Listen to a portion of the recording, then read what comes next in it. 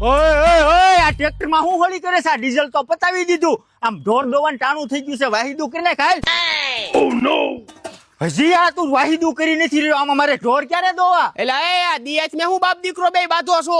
આય રમલા આય, હાલ આપણે ચા પીવી. હાલો હાલો, તું તો તારું કામ કર. એ બે રમલા બે. એટલે હે આમ તો જો આવડો મોટો માંડવીનો ઢગલો, આમાં તમે નાખો છો હું?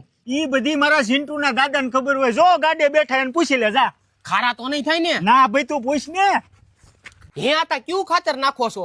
અક્ષા ફર્ટિલાઇઝર વાળાનું માઇકો રાજા. અને માંડવી, કપાસ, શેરડી અને પાછું બધાય પાકમાં હાલે. આનાથી બીજો કઈ ફાયદો થાય કે નહીં? પાકની ગુણવત્તા અને ઉત્પાદનમાં વધારો કરે, અને રોગ પ્રતિકારક ક્ષમતા વધારે.